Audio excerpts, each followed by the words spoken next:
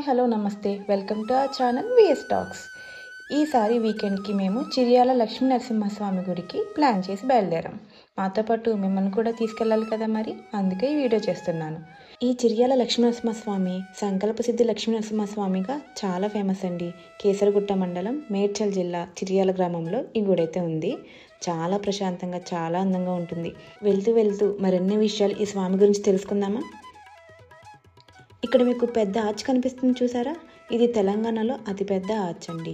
అంతేకాకుండా దక్షిణ భారతదేశంలో అతి భారీ ఆర్చుల్లో ఇది కూడా ఒకటి. ఇక్కడ నుండి గుడికి 3 కిలోమీటర్ల దూరం ఉంటుంది.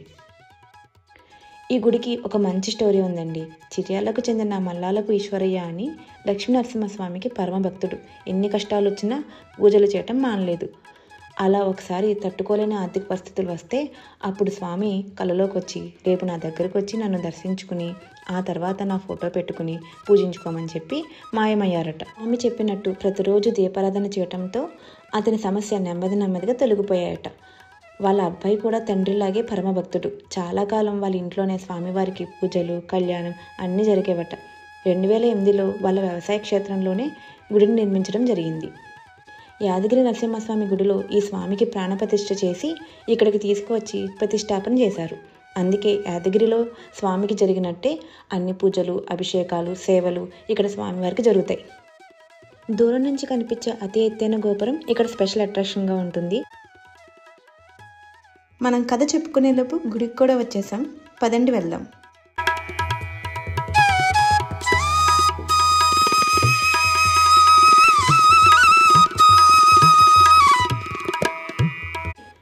గుడి ఎంట్రన్స్లో ఒక చిన్న పాండ్లా ఉంది కదా, ఇందులో తాబేళ్ళు ఉన్నాయండి.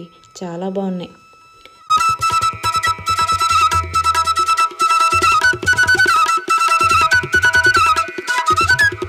ఈ లక్ష్మీ నరసింహస్వామిని ఒక్కసారి దర్శించుకుంటే వారి జీవితంలో ఒక గొప్ప మలుపుకి నాంది పడినట్టే అని భావిస్తారు. ప్రదక్షిణలు చేసేటప్పుడు గుడి లోపల చుట్టూ కూడా దశావతారాలు కనిపిస్తాయి.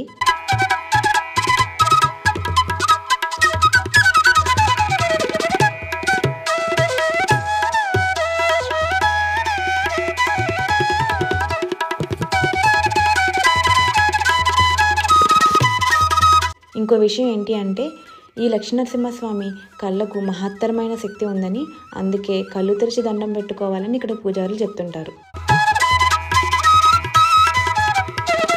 ఇక్కడ గుడిలో ఇంకో స్పెషల్ ఏంటి అంటే, మనకు తీర్థప్రసాదాలు ఇచ్చేటప్పుడు స్వామి దగ్గర ఉండే దండంతో మన వీపు మీద తడతారు. అది ఇక్కడ ఆనవాయితీ. అలా కర్రతో కొడితే మనలో ఉన్న నెగిటివ్ థాట్స్, ఏమన్నా భయాలున్నా పోతాయని నమ్మకం.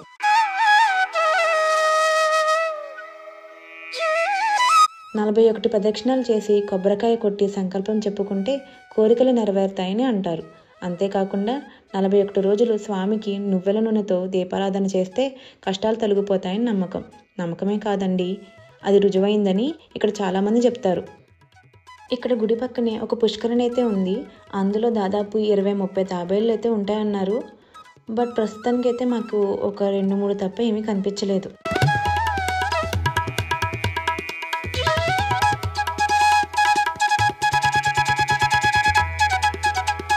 పౌర్ణమి, అమావాస్య రోజుల్లో గుడిలో నిద్ర చేస్తే భయాలు, టెన్షన్స్ పోతాయని ఇక్కడ చెప్తుంటారు.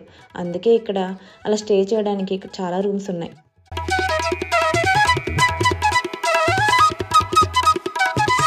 గుడి లోపల ఫొటోస్కి అలౌ చేయలేదండి, అందుకే వీడియో తీయలేకపోయాను.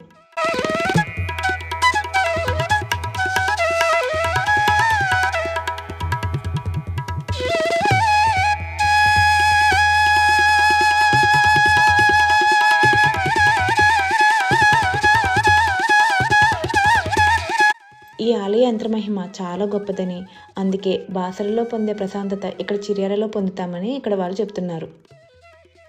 నిజంగా అండి, గుడి లోపల చుట్టుపక్కల చాలా ప్రశాంతంగా, అందంగా ఉంటుంది. ఇక్కడ సీరియల్ షూటింగ్స్ కూడా జరుగుతాయి.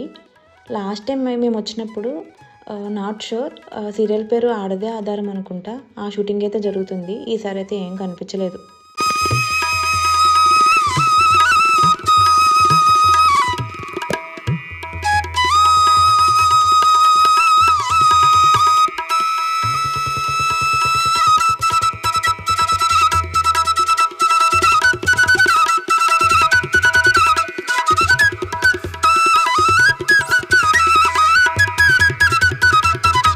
ఈ గుడిలో వినాయకుడు, హనుమంతుడు, సుబ్రహ్మణ్యేశ్వర స్వామి, నల్లపోచమ్మ, బంగారు మైసమ్మ, నాగదేవత ఆలయాలున్నాయి.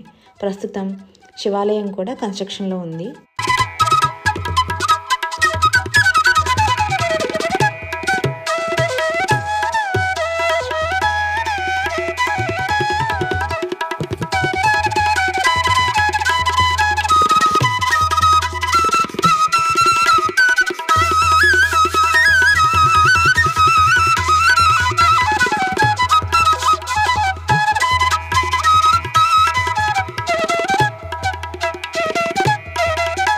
మీరు హైదరాబాద్ వస్తున్నా ఇంకా ఈ స్వామివారిని దర్శించుకోకపోతే ఈసారి తప్పకుండా ప్లాన్ చేసుకోండి.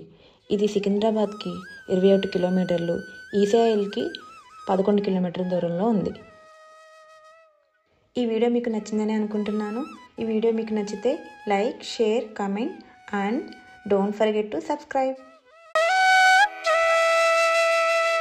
మరొక మంచి వీడియోతో మళ్ళీ కలుద్దాం. Until then bye.